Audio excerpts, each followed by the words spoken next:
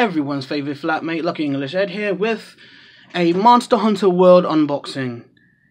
As you all know, I'm big on Resident Evil and I'm big on, well, as you can see, and I'm also big on Monster Hunter. I've been playing, I wouldn't call myself a super vet, but I am a vet. I've been playing since 3 Try on the Wii, and I fell in love with it, and I've bought every Monster Hunter after that, including the Xbox version for Monster Hunter Worlds, and I'm enjoying that as well. Now, people say different things about the PlayStation 4 and the Xbox One, but ultimately, I'm enjoying it, and that's all that matters. And when I heard that there were Monster Hunter Pops coming out, specifically designed to look like the things from Monster Hunter Worlds, even though Zenoga isn't in Worlds yet, you know, fingers crossed for that. But the Hunter is, and he was specifically designed to look like the Hunter from Monster Hunter Worlds. That being said, let's just jump right into the boxing. I chose to unbox this one first because I want to lead up to a climax.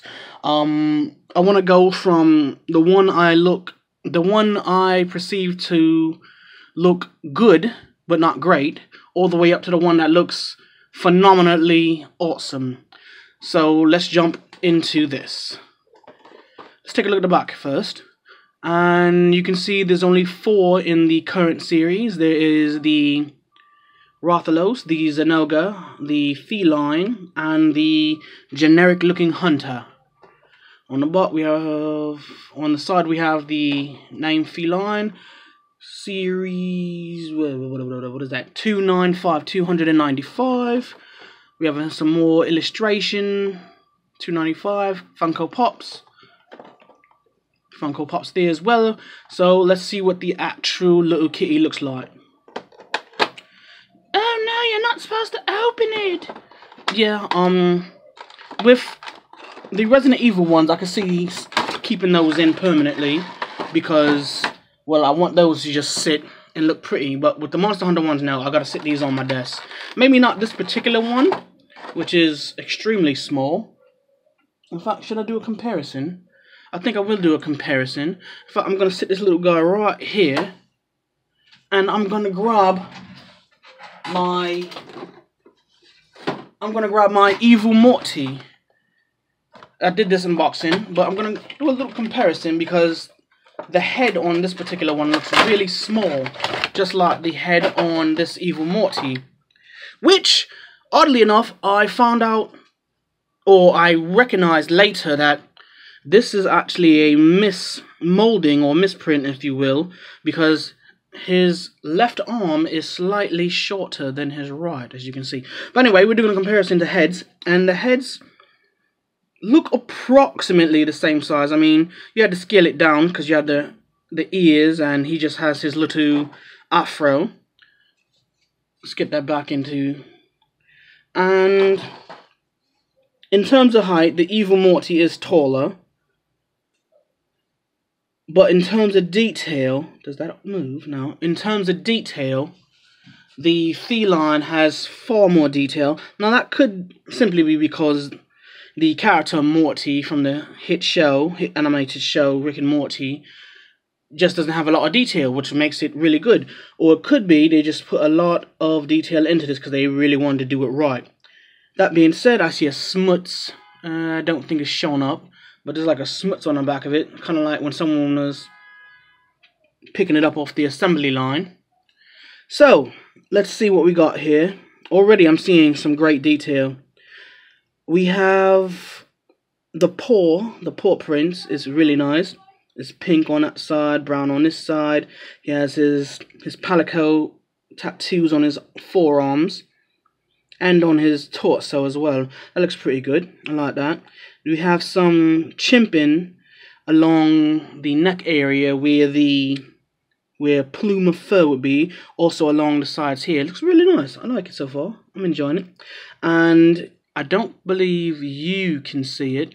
Let's see if I can get it. Yeah, there we go. But they actually took the time to paint the opposite side of this hand with the pink It's near impossible to see unless you're specifically looking for it, but it looks really nice. And upon looking at it, these pieces, the arms and the legs apparently, and the tail, were all separate pieces, painted separately, and then they just stuck them together, kind of like the 3.5-inch G.I. Joe figures, which I'm gonna start collecting those again because I really miss them. But this Palico looks really nice. I wish he wasn't a generic.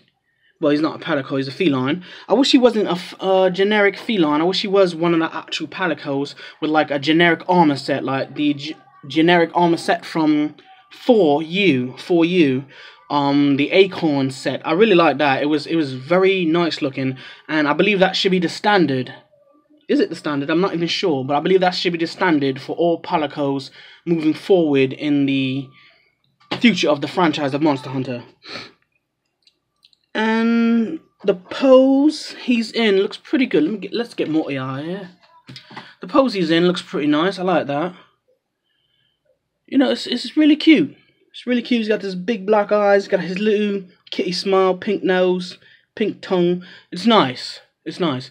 It's definitely not my favorite one, but since collecting them there was only 4 in the set, I said sure, why not? I might as well get all 4 since there's only 4 in the set. Now, if it was some big master size one, which they're probably gonna release, depending on how well this set does, they probably will release more in the future. I would love to get my hands on a Devil Joe, or my favorite monster of all time, which is the Uragan. Now, you'd probably just said to yourself, what the fuck is a Uragan? Well, that's the Uragan. And when I first played Monster Hunter 3 Try, and I fought against that monster, I didn't know how to pronounce its name, and I was calling it the Uragan. And it stuck with me. I still sometimes call it the Uragan, and I like saying Uragan because it just sounds really fierce. Uragan. As opposed to Uragan. Anyway, that being said, this has been an unboxing of the feline from the Monster Hunter Funko Pop line, $2.95. I hope you've enjoyed it. Love, luck, and lollipops.